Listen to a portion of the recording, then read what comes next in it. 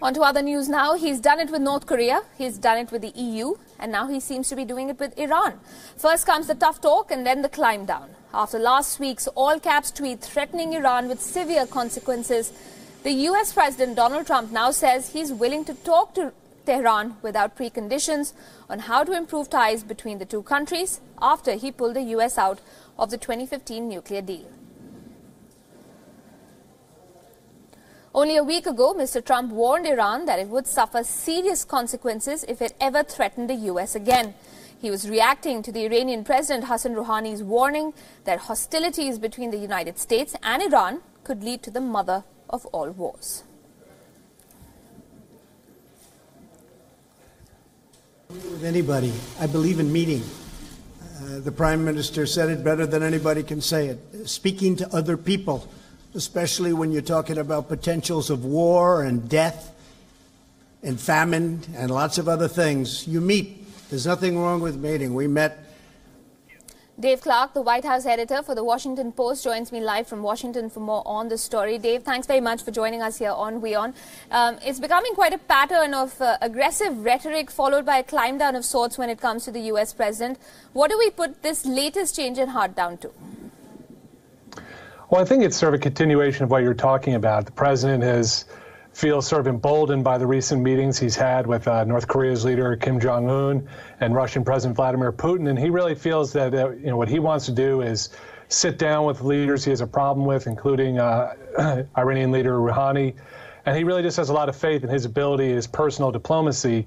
Here in the United States, he's taken a lot of criticism for his meetings with President Putin and Kim Jong-un. His critics have said, he shouldn't be cozying up to Putin, and that his meeting with Kim really produced nothing of substance, and that the North Koreans continue to do the activities that have angered the United States. But I think what we saw yesterday is President Trump continues to have a lot of faith in his ability to sit down with world leaders and adversaries and hammer out a deal, even if we haven't seen that come to a conclusion yet. And so, it was a pattern. He kind of escalated this last week with his all-caps tweet, which seemed to be almost borderline threatening war. And now he's saying, well, hey, you know what, I'll meet with him too if he wants. Right. But even if that meeting does happen, will Mr. Rouhani prove an entirely different challenge to President Trump, a tougher nut to crack perhaps than Kim Jong-un or President Putin for that matter, because that meeting really came in for a lot of criticism, as you were pointing out? Yeah, both meetings really have. I think that's obviously a big question. What would they discuss if they sit down? And that's been a criticism of the two previous meetings, is that the president hasn't really gone in with a firm agenda. He's just said he kind of wants to get to know these leaders. But with regard to Iran, obviously he scrapped the Iranian nuclear deal, much to the chagrin of U.S. allies and people in the Middle East region. So it's not clear what President Trump would get out of a sit-down meeting. Obviously, the Iranians kind of quickly dismissed the idea. I guess Trump has sort of floated the idea that he's willing to renegotiate a nuclear deal purely on his terms, but at the moment that seems fairly unrealistic given what we're hearing out of Iran. So, that's an open question. President Trump sort of proposes these meetings without an agenda, and with regard to Iran, it's not clear what that meeting would be about or what it would achieve. Absolutely. And another common thread, before I let you go, last question, with these meetings is sometimes his own, people within the White House, within the administration being blindsided by his choice of engaging with the quote-unquote foes of the United States.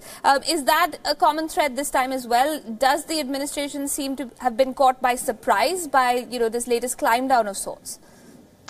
We don't have direct reporting that they were caught by surprise. Obviously, later in the day, Secretary of State Mike Pompeo kind of walked back a little bit of what the president said. He reaffirmed that, sure, President Trump would be willing to meet with Rouhani, but then he listed a set of preconditions which sort of contradicted or went against what President Trump had said, which is he was willing to meet with no preconditions. But we do have reporting that Trump has been floating this idea to his advisors recently, sort of in the vein of what he said publicly, that he feels sitting down with someone is his best chance at diplomacy. So I don't think they were caught as off guard by his remarks yesterday, say, as some of them were when he invited Vladimir Putin to Washington for a second summit.